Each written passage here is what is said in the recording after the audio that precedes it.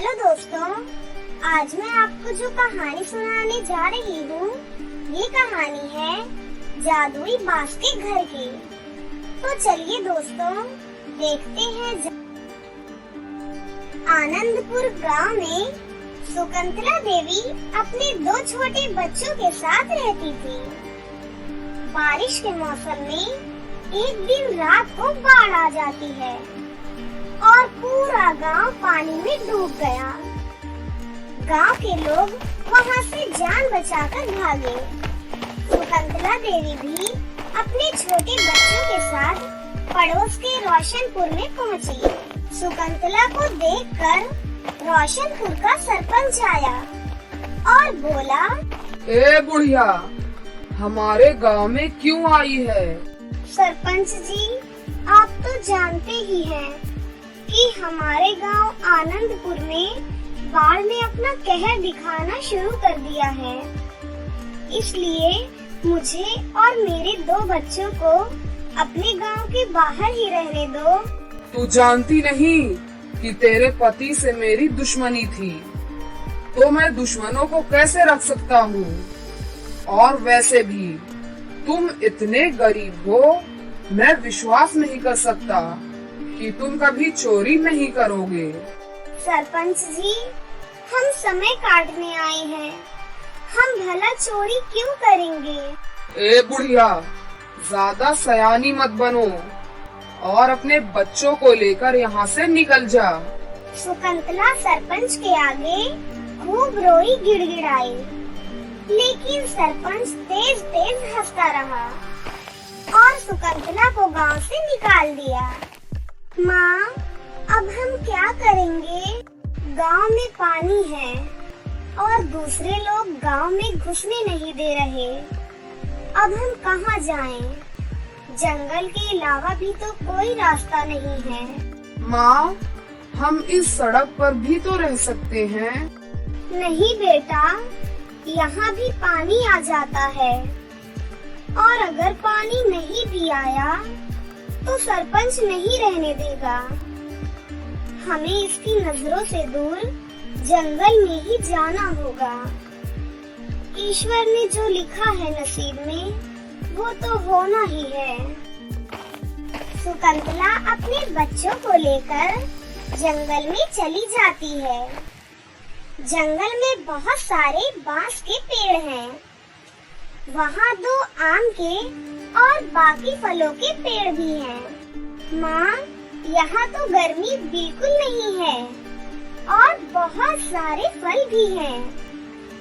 अब हम यहाँ पर पेट भर के खा सकते हैं और आराम से रह सकते हैं। हाँ माँ, अच्छा हुआ वहाँ पर बाढ़ आ गई, क्योंकि ना वहाँ पर फल मिलते थे और ना इतनी ठंडी अच्छी हवा।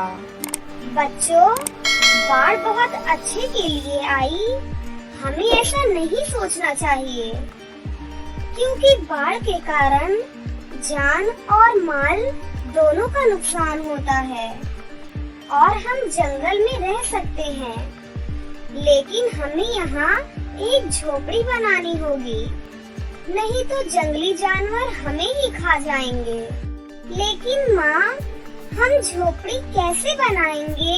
हम लकड़ियों की मदद से झोपड़ी बनाएंगे। हाँ माँ, मैं पेड़ पर चढ़कर लकड़ी काट लाऊंगा। नहीं मेरे बच्चे, पेड़ों में भी जीवन होता है।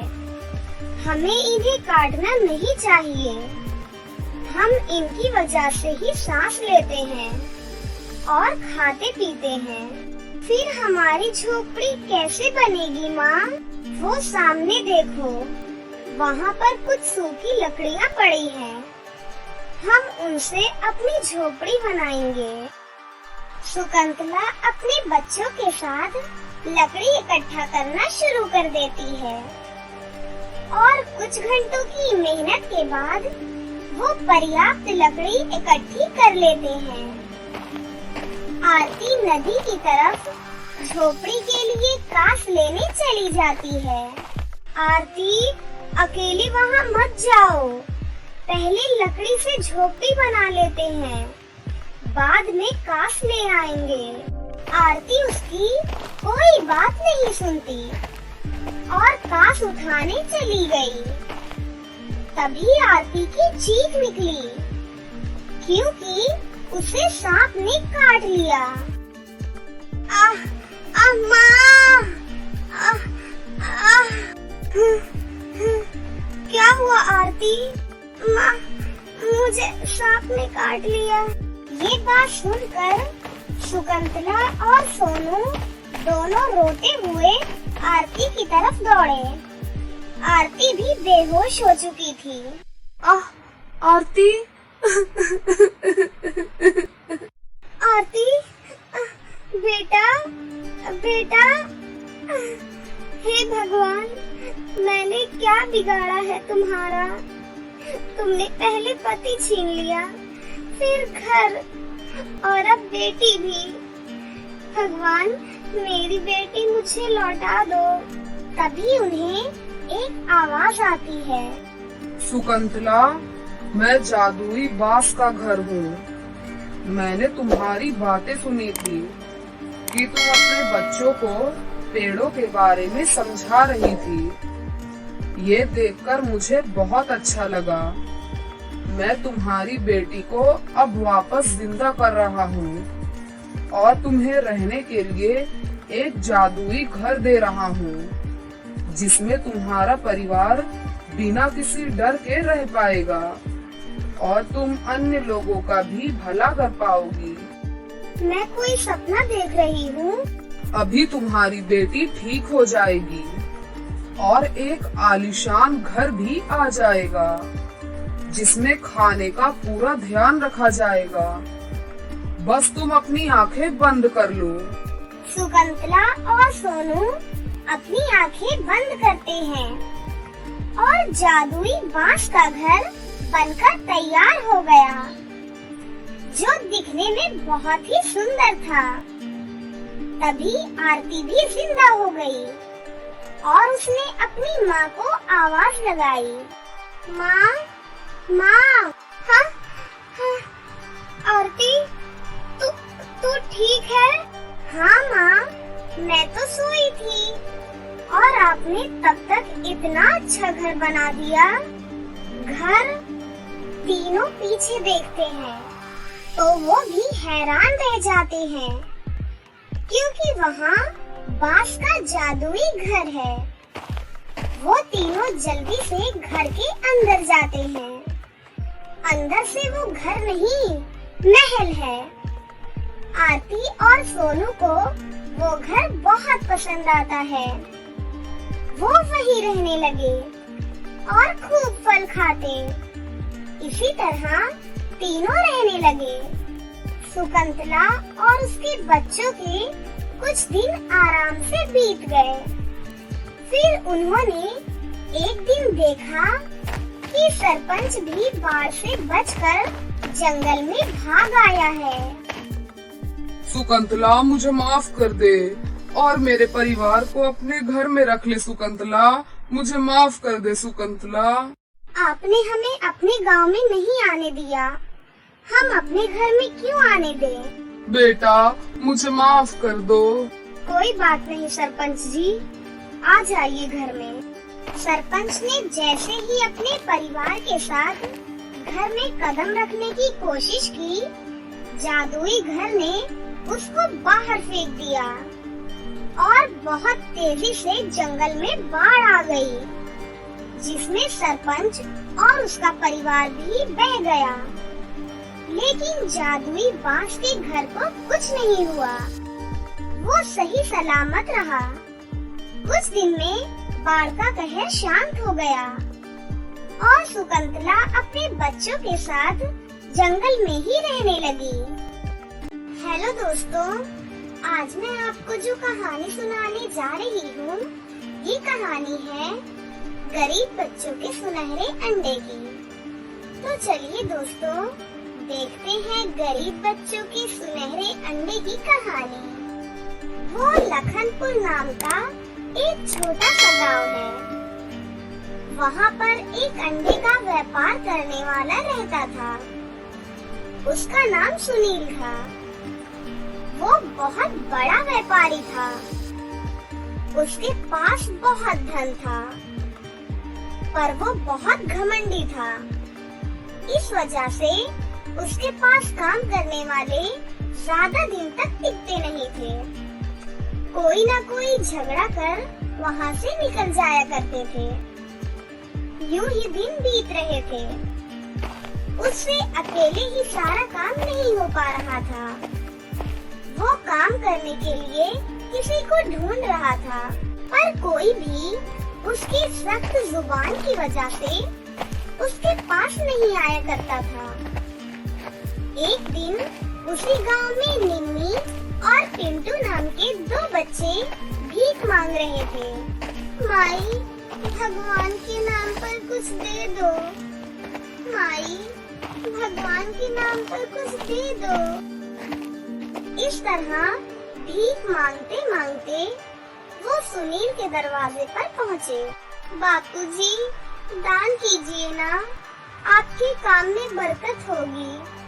हम अनाथ बच्चों पर दया कर दो बापूजी, ऐसे विनती कर रही थी।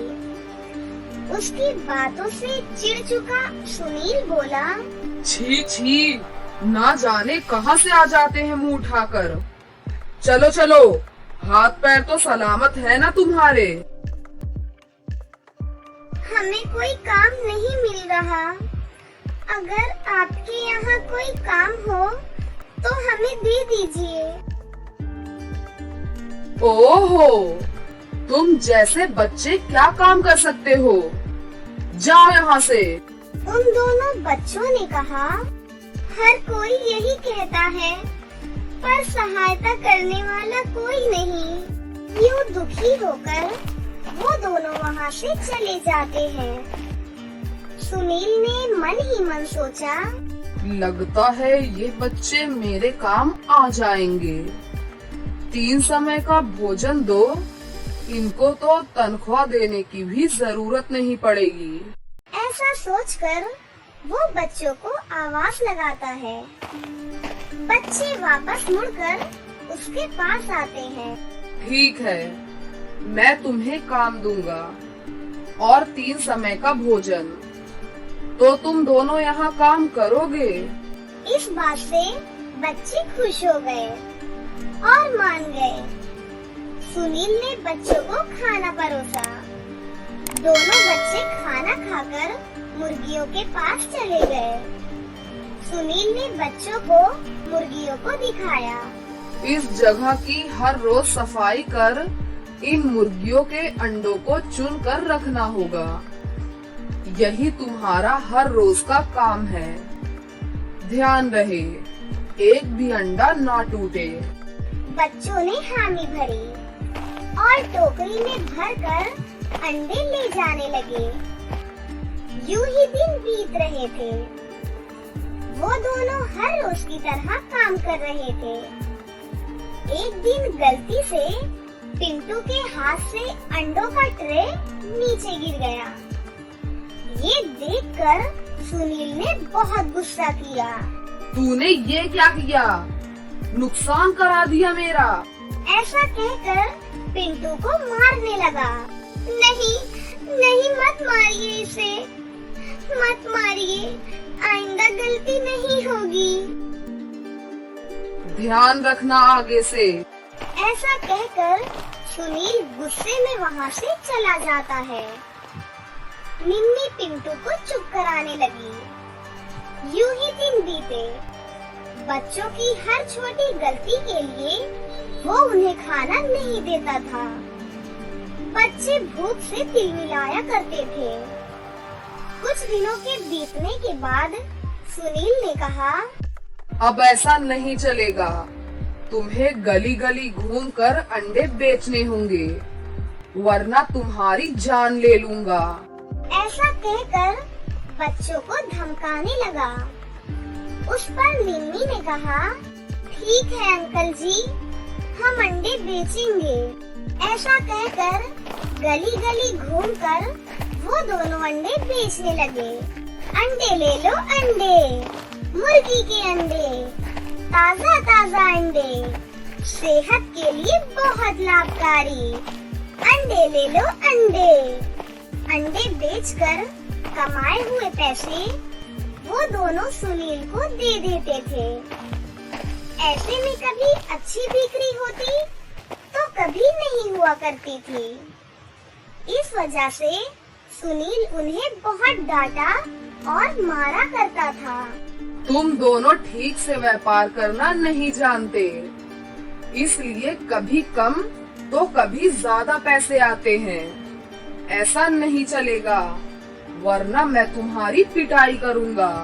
इस तरह उन्हें धमकाया करता। उसकी धमकी को बच्चे बर्दाश्त नहीं कर पा रहे थे। हम यहाँ से चले जाएंगे, हम भीख मांगकर जी सकते हैं, पर यहाँ पर इतने दुखी नहीं रह सकते। मेरी बात मानो दीदी, हम यहाँ से चले जाएंगे। हम नहीं जा सकते पिंटू, चाहे जैसा भी हो। हमें 3 समय का भोजन मिलता है। सेहत खराब हो जाए तो सुनील जी हमारा इलाज कराएंगे। बाहर रहेंगे तो ऐसा नहीं होगा। सुख हो या दुख, हम यहीं रहेंगे। ऐसा कहकर दुखी हो रहे थे।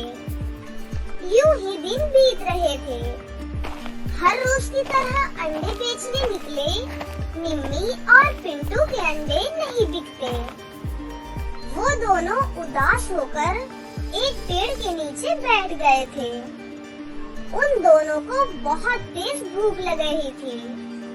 वहाँ से गुजर रहे एक जादूगर की नजर उन दोनों बच्चों पर पड़ी। बच्चों ने भी उसे देखा। जादूगर जी, क्या आपको भी हमारी तरह भूख लगी है? ऐसे मिम्मी के पूछने पर जादूगर हंस पड़ा। इसका मतलब तुम्हें भूख लगी है। ऐसा कहकर वो जादूगर अपने जादू से वहाँ खाना प्रकट करता है। बच्चे इतने भूखे थे कि उन्होंने घपाघप खाना खा लिया। बच्चों को देखकर वो जादूगर सब समझ गया और उसने कहा, तुम दोनों कौन हो और ये व्यापार कैसा? कहाँ से आए हो? जादूगर के पूछने पर दोनों बच्चों ने रोते हुए कहा, हमारा कोई नहीं।